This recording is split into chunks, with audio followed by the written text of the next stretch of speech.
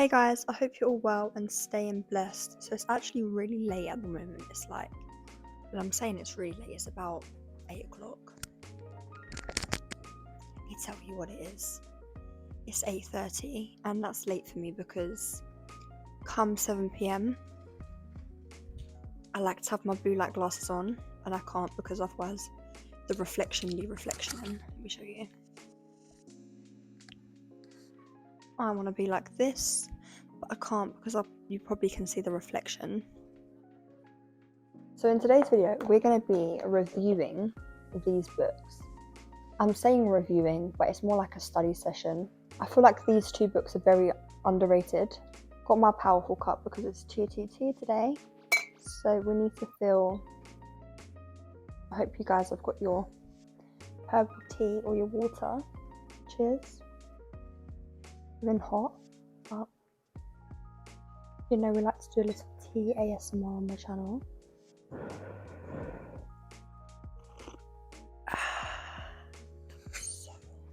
Let's get into, I think we should get into the technical analysis masterclass.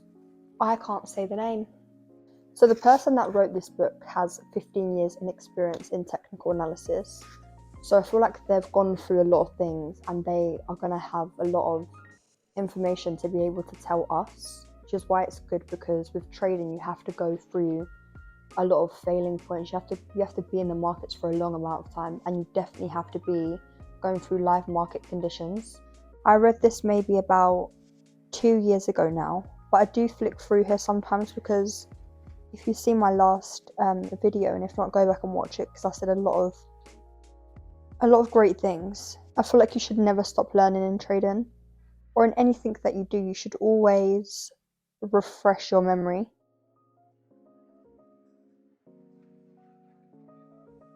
Buying and selling decisions are influenced by emotions and human behavioural patterns. Like, as a trader, you know this. When you're getting into the markets, whether you're buying or selling, this is going to be your influence. Like, you're going to look at the market and you're going to say, okay, I predict the price is going to reach here, whether it's the next high or the next low. You're the one that's going to predict this because of what you see. And you're either an aggressive trader where you're getting into the trade really quick, you don't really care where you're getting in, or you're quite an assertive trader where you'll wait for price to create structure or to bounce off of a support zone or a resistance zone or make a break and retest. Those who learn to read the buyer and seller interaction from the charts will be able to read and handle any price movement or any financial market on all time frames. I feel like that is true because if you're able to look at a market and tell whether there's more buying or selling pressure, if you can read a forex chart, you can go and read a stocks chart, you can go and read half of these charts that are out there, my opinion. But I feel like Japanese candlesticks are great at this because if it's a selling candle, for example, we know the open of that, we know the highest point that the candle got to, we know the close and the lowest point that it got to. And then as here I've wrote as like a little note, it's quite interesting to see like what I've wrote as well, like going back. This was 2 years ago. Always have a buy or sell plan in order to assure the best results. And that's so true because when I was studying this book, I was taking a lot of losses. I was not able to sustain an account. I wasn't even trading with prop firms these times. And now, like when I do my analysis, I will know where I'm about to get in the market and I wait, I set my alerts. Whereas when these times, I probably would just I would do an analysis, but I wouldn't do a top-down analysis. I wouldn't sit there and be like, I'm going to buy or sell here, depending on how the market moves. What a trader really needs is a step-by-step guide of education that enables him or her to interpret the correctly classify every possible scenario. That being said, invest in yourself. Some people are so scared to like invest into a course or invest into someone's business because they're scared they're not going to learn. You have to pay. Like, unfortunately, like nothing's free in this world. Like, if you want to learn from someone, if you want someone's product or service, you are going to have to pay for that.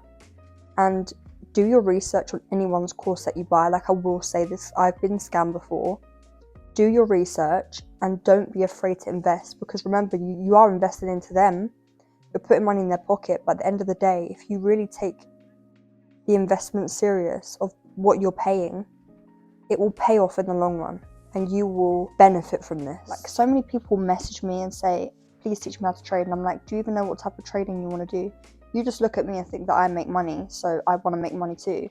Whereas you don't know what I do. You don't know how many hours, how much education, how much money I've spent on learning, how much time I've wanted to give up.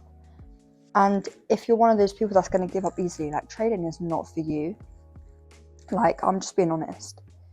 But you need to first understand, like, what type of trader do you want to be? Do you want to trade currency? Do you want to trade indices? Do you want to trade commodities? Do you want to trade futures? Do you want to trade options?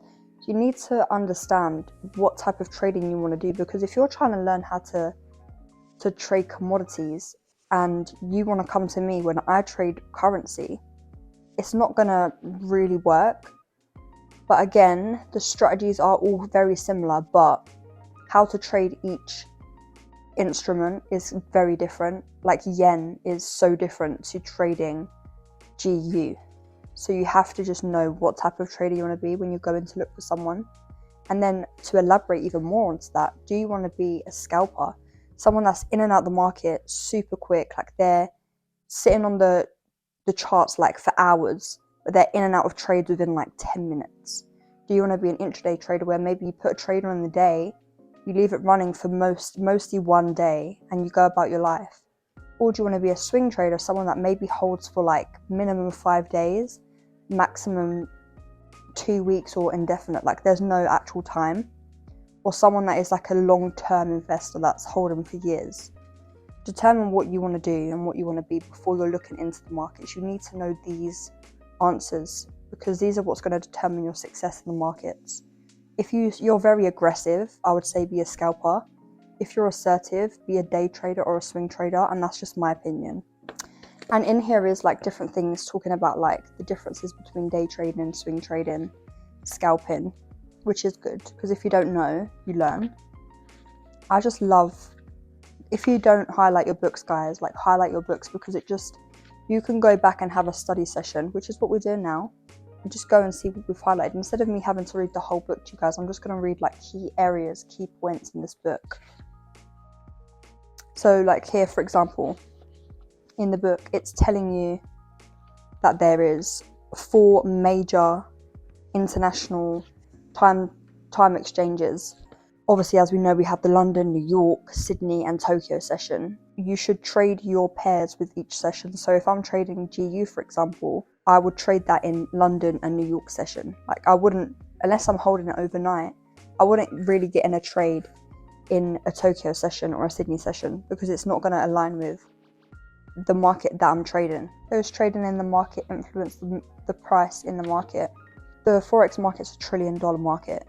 There's people that are trading hundreds of thousands, and there's actual like banks and governments and stuff that are trading these markets. Like, I'm just a retail trader. I'm not moving the market, let's be honest. I definitely used to think though that like my little 0.30 lot would move the market, and then if price would go in the direction that I've bought or sold, I'd be like, I'm moving the market. Am I alright? No, I need a slap for that, can't lie. It's showing you the difference between a line graph and a candle graph, and I actually use both to trade. Like, I trade on a Japanese candlestick chart. That's where I take my entries, but I actually look at line graphs as well, because line graphs are, and if you didn't know this is a key tip from me. Look at line graphs for another confluence. Like, you can find some key areas on those line graphs that you can't see on a Japanese candlestick graph. And if you use that, I want you to tag me, or I want you to message me and say, girl, thank you, because that is some tea. Talking about tea.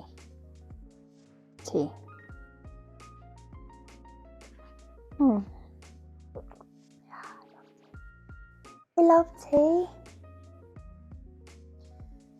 And then here you got him speaking about consolidation, which is good, because I feel like a lot of people don't speak on consolidation. But consolidation, if you don't know, it looks like this.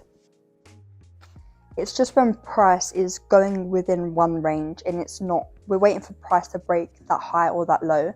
And normally it's going to take a big move to be able to move that.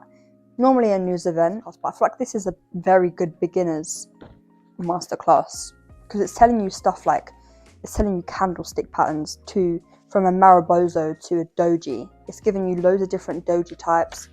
It's giving you like bearish, bullish engulfing. It's telling you, look, 3 black crows. There's so much in this book that truly, don't sleep on it. Like if you've got a course, or if you're one of those people that don't want to buy a course but you want to watch videos on YouTube and stuff, and you're like using baby pips to learn the basics, buy yourself this book because it will change your life. It's one of those books that is so slept on. It's given mini course, and I'm sure it's like £10. So this is telling you like volatile indicators. I don't actually trade with indicators. I used to use the MA, which is the moving average. Don't use that no more, but it's telling you different types of volatile indicators. It's telling you from momentum, from trend, from volatility, and chart studies. For me, chart studies is what I use, which would be like naked charts. I use horizontal lines, Fibonacci, supply and demand, which is also like key areas or killer zones. My cat's literally this close to my camera. I'm hoping he don't move it. No. And trend lines. My review on this book is, get yourself this book. Don't sleep on it. Like, it's honestly like this. You need this as a starter pack. This is like the starter pack of a beginner's guide to trading. Don't sleep on this book. I'm not joking. It's great. I'm not going to go full into detail because I want you guys to genuinely read this and like fully dive deep into this and let me know your thoughts. If you've read this, drop a comment below. If you're about to buy this, drop a comment below with a pink love heart and say, I'm getting this.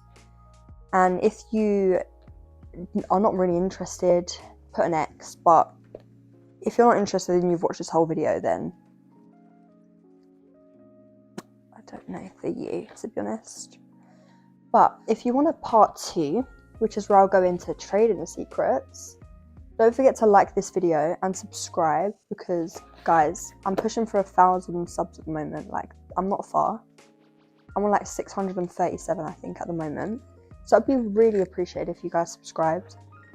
And drop a comment saying part 2 if you want part 2 for this. This is trading secrets, and there is a lot of trading secrets.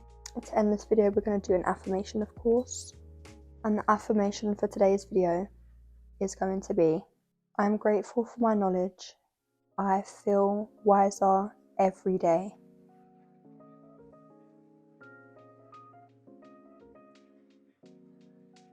Thank you guys for watching. Take care and stay blessed.